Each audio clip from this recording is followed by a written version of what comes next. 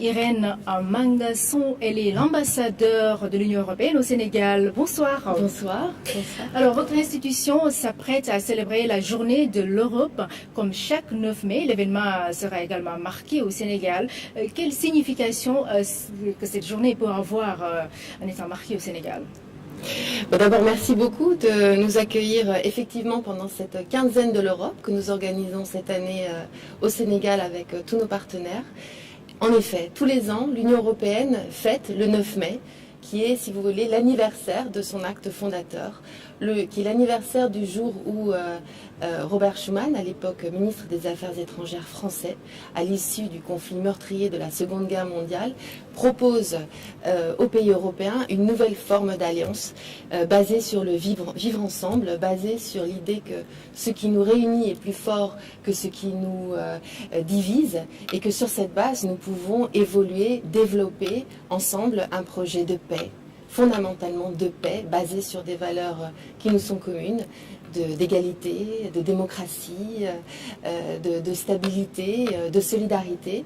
Et voilà, nous fêtons tous les ans en Europe et dans tous les pays dans lesquels l'Union européenne est représentée ce moment important, parce que ces principes, il est important de les rappeler, ils sont toujours d'actualité, ils ne sont jamais acquis, il faut être vigilant sur toutes ces valeurs, mais aussi, et bien on le voit au Sénégal en particulier, parce que ce sont des valeurs qui nous permettent d'avancer sur des projets constructifs de développement, qui nous permettent à l'international, en particulier au Sénégal, de faire fructifier un partenariat au bénéfice de tous les citoyens. Et qui parle de développement pense également à la jeunesse, d'où peut-être le choix du thème.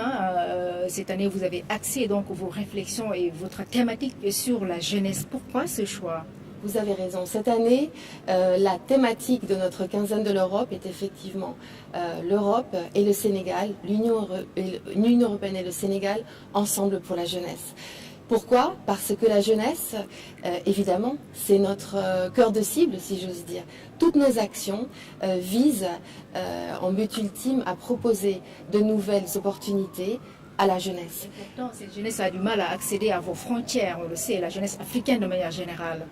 La jeunesse a peut-être des difficultés à accéder à nos frontières, au sens où si c'est la seule opportunité et que c'est une opportunité qui n'est pas dictée par un choix et par une ambition, mais par une nécessité de fuir un contexte trop difficile ou trop fermé au niveau national, effectivement, nous sommes dans un scénario de fermeture.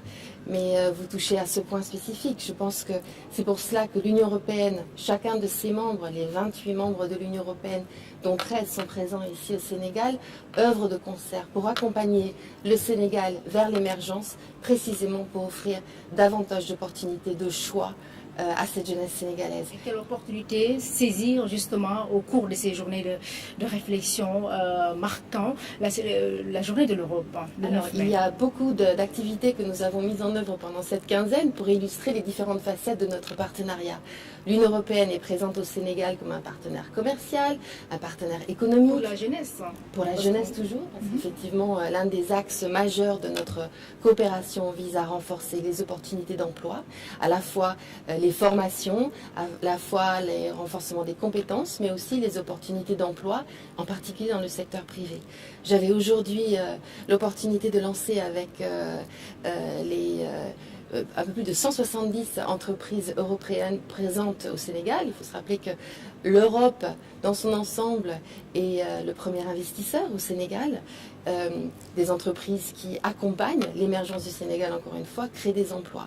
Et l'ensemble de ces activités que nous essayons de promouvoir et de rendre visibles, de mettre sous le projecteur pendant cette quinzaine, visent à montrer que l'Europe est présente auprès de son partenaire sénégalais pour le bénéfice de ses Comment se porte cette coopération entre l'Union européenne et le Sénégal? Cette coopération se porte bien. Vous savez, elle est établie depuis près d'une cinquantaine d'années. Et elle a évolué à mesure des besoins et des ambitions de ce pays. Aujourd'hui, le Sénégal, et c'est normal, a beaucoup d'atouts et beaucoup d'attraits pour un grand nombre de partenaires internationaux. Nous les voyons présents sur la place de Dakar et dans l'ensemble du pays, très actifs pour accompagner le pays.